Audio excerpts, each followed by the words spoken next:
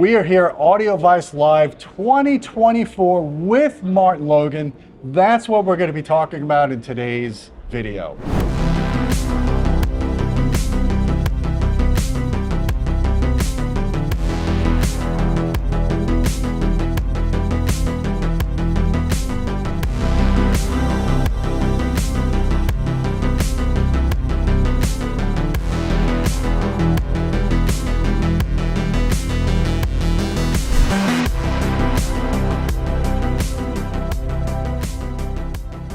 Hey folks, I'm Gene Delasalo with Audioholics. We're here with Andrew Lindsay. How you doing, Andrew? Doing wonderful, Gene. Dude, I love getting together with you because every time we get together, you have some awesome new Martin Logan products. Always mind-blowing experiences like the F200s and the F100. I love those speakers. We've heard them multiple times. So much cool tech in that. Best speaker I've heard from Martin Logan with the AMT tweeter ever, basically. Yep. Really love that speaker. So now you just unveiled a bunch of new subwoofers. I want to give you guys some background. We've reviewed multiple Martin Logan subwoofers back down to like 2013. Yep, been a long time. Yep. Yeah, and they've always reviewed really well. So I want you to give us a rundown of the 3 new series that you've unveiled here at Audioholics Live. Tell us what each subwoofer is and, you know, the price points and all that stuff. Yeah, sure thing. So as Gene said, we have 3 new series to show today.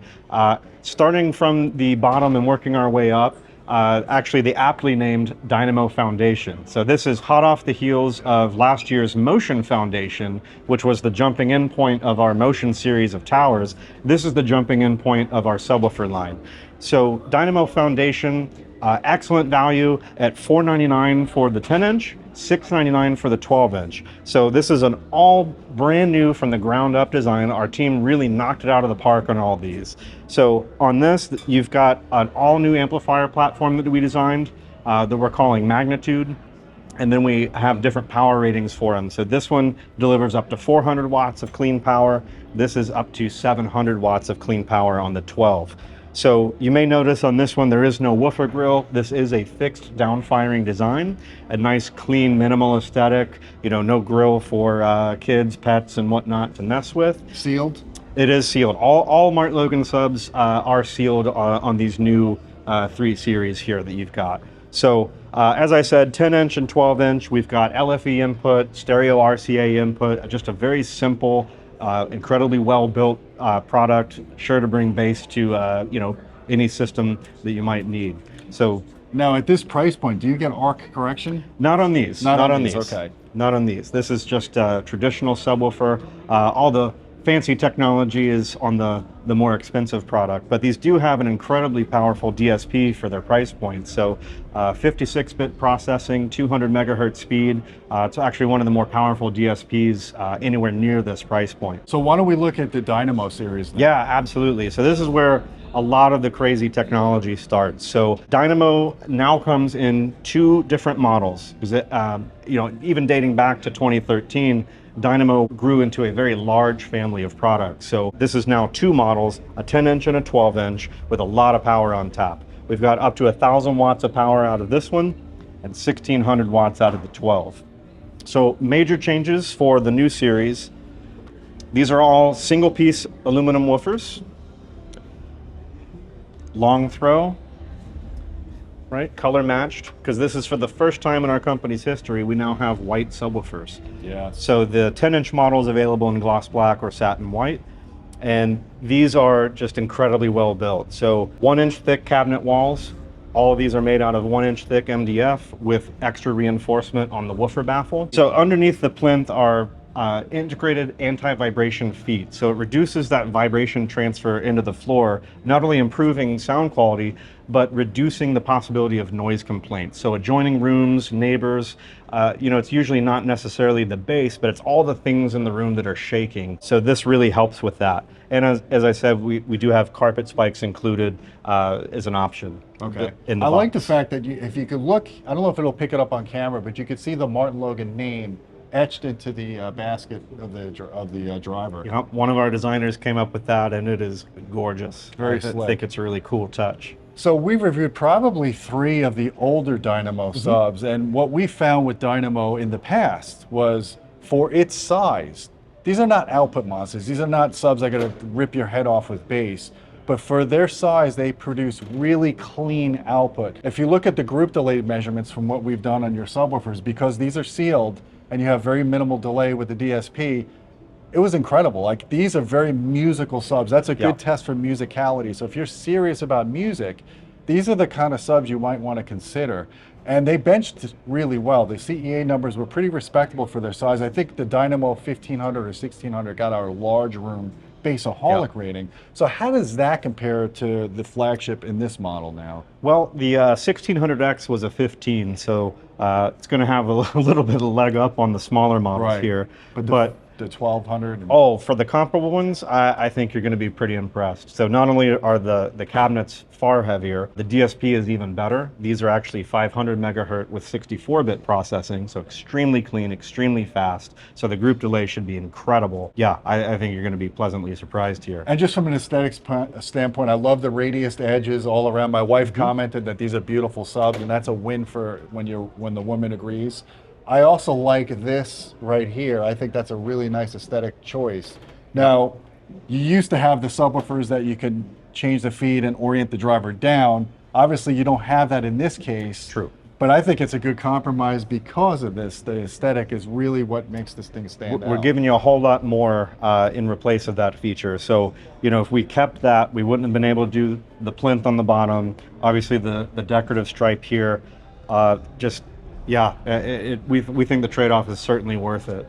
Now, all of the Dynamo series have the ARC room correction? Yep, that's a great point. Thank you. Thank you for bringing that up. So on Dynamo, yes, all of these are compatible with ARC Genesis room correction. All you need is a ARC compatible microphone, whether you have a product already that supports that, or if you want to buy one of our kits that include that microphone separately. It is compatible with all of the Anthem room correction mics. Does it work with the phone app as well? So the phone app on these has been retired. Oh, okay. We found far better results for just fine tuning through the PC app or Mac. So these are ARC Genesis only through the computer. I love ARC Genesis interface. It's very intuitive. You've seen me talk about it before when I reviewed the Anthem MRX 1140. Yes. Really got good results with ARC Genesis on that. So on the Dynamo, as far as connectivity goes, this is one of the most packed subwoofers from a backplate standpoint. So I'll turn this heavy box around and kind of show you here. For connectivity here, we're loaded. We have not only RCA and XLR LFE, but we have stereo RCA in, we have speaker level input with banana plugs, and we do have a subwoofer out connection. So you could daisy chain. Oh yeah, it makes it much easier because not everybody has an AVM 90 that'll support 4 subwoofers. Yeah. So this will certainly make that easier for a lot of people. So, yeah, that's a nice backplate, and it's all aluminum. I mean, I wonder if this is for heat dissipation with the amp. Oh, of course. Yeah. And we have a couple other tricks up the sleeve. You may notice the buttons here for the tone sweep, which is a feature that we added for the Balance Force product. So not only can you sweep these through our control app, but there is a button on the back of the subwoofer. So why would I want that? Well, as we know with bass, they shake things. Yeah. So you can actually pause the test tone at a specific frequency to help you locate rattles in your room and stop them.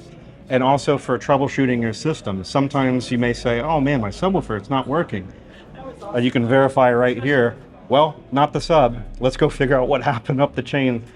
So it serves a lot of different useful purposes, we think. And last but not least, everything from Dynamo up now has wireless included. So while a physical connection is still going to provide the lowest latency, we included the wireless out of convenience, because if you can't get a subwoofer cable where you need it, you get no bass. So we do include that in the box now.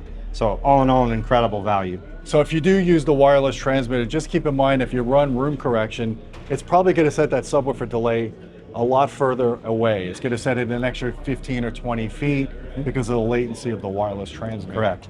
But it is lossless, so as far as the quality goes, it's all there. It just, like you said, it is just a little bit slower. So last but certainly not least is an entirely new range of subs called the Abyss. The Abyss, yes. So almost 20 years ago, we launched a product after Dynamo called Abyss. And at the time, that was a larger, more powerful version of Dynamo. So now, for 2024, Abyss is a smaller, more powerful version of Dynamo. And it has Some pretty interesting technology on board. Power-wise, the same as Dynamo. So 1,000 watts on the 10, 1,600 watts on the 12, 1,000 watts on the 8, 1,600 watts on the 10. But you'll notice the 2 extra drivers here. What we've done is actually incorporate a hybrid woofer system. So the front woofer is actually the active driver. On the side, we have 2 passive radiators, and that does a few things for us. One, gives us the enhanced output of a ported sub without having the box grow in size, and it gives you that tight roll-off and tight musical bass that is associated with a sealed box. So we kind of get the benefits of both in a very, very compact size. Well, then the other thing too that's important is when you're dealing with small subs like this, it's a challenge to get high output from small boxes. If you port them, you're going to potentially hear port chuffing. This eliminates that. But having, like you said, having the 2 passive radiators, sometimes companies will only put 1 passive. If it's an 8-inch, they might put a 10-inch passive. The right way to do it is have double the surface area, am I correct? You are correct. So you have an 8-inch active and then you have 2 8s side firing passive. That's the right way to do it to get the proper cue of the system. Yep, and I would say it looks awesome. It does look really cool, yeah. So what about the 10? Yeah. How much output it's a small box. It is, Do you think it has similar output to a sub like this big guy? So basically with these passives, you're going to have enhanced output over the comparable Dynamo in around the 20 to 30 hertz range. Right. So especially for movies where we like that real just grunt, the Abyss is going to be the best choice for that. And certain music obviously can dig down quite low, electronic music, orchestral, whatever. So it's really just a personal choice as far as which one. But basically with this, for a little bit extra over the Dynamo, you get that extra low end grunt and a little bit smaller cabinet. So, you know. So guys, I'm curious because this is a small sub. I want to pick it up and see if I could do a little arm curl with it, if you guys don't mind. It can't be that heavy. Oh shit, it's heavy. This is what about 40 pounds, 45 Off the top pounds? of my head, I believe it's 46. Nice. Which is heavy for an 8. That's heavy for an 8-inch subwoofer, man. That thing is going to pack a punch. Look, we want to check these out. We're going to be doing some reviews of these subs. But more importantly, right now, you've got a demo going on upstairs. I do. Why don't we go take a listen and I'll come back and give you my initial impressions. All right, so Andrew, we finally got to hear the subwoofers in action. We had the B100 speakers and the Abyss 8. First, before we talk about the subwoofers, let me just tell you about the B100s, man. These speakers image like bastards. I was sitting literally 3 feet, probably 4 feet from these speakers. I was not expecting to hear a strong phantom center. I was not expecting to hear imaging from the sidewalls. What I got was pleasantly surprised. It was just a great immersive experience from 2 speakers, Andrew. Thank you, thank you. You got to be proud of that tweeter. Oh, it's done a remarkable job for us, and the waveguide has really just put them into their own. I love the way they sound. Guys, the Motion XTs are the real deal. We've done reviews of a couple of their products. I just love these speakers. I haven't heard the bookshelves before. It's my first time. Really enjoyed it. But to round out the bass, because these are not the F100s or F200s that have great bass extension as towers, these little Abyss 8s pack a punch, man. These things are visceral. They have deep, extended bass. I just love watching the woofers move on them, man. We were listening to Radiohead. It's their album called Amnesiac. And the one song that really stood out was Packed Like Sardines in a Crushed Tin Box.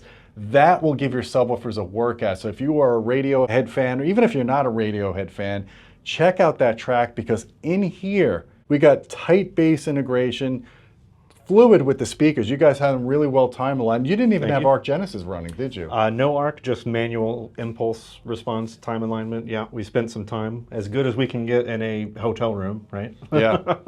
No, these subwoofers did not disappoint. I love the fact that they were giving me deep extended bass. They sounded clean. Whether I was listening to that low volume, there was still fullness in the sound. Then we cranked it up, we got it rocking in here, and it just stayed clean. So if you don't have a lot of floor space, these multiples of these subs would do really well for music, and I'd imagine they'd do well for movies. We didn't listen to any movies in here, but music to me is the most important. Get the music right. This system did it, and I think it was with the Anthem STR Integrated. Yep, it sure is. Yep. It was great. Do you have anything to add about these subs before we close this out? I think you got it, but yeah, this is, like I said, it's the Abyss 8. It's the smallest of the new Abyss family, and yeah, for its tiny size, they dig down low, and they don't just you run out of steam, which you would expect a small sub to. They Yeah. really kind of defy what you would expect from that. So excellent. Well, Andrew, I appreciate you dropping the knowledge. Guys, if you like this video, please hit the thumb up, hit subscribe. Don't forget about our Patreon channel at patreon.com/audioholics. We appreciate your support. You get direct access to me if you want to suggest video topics. And until next time, my friends, keep listening.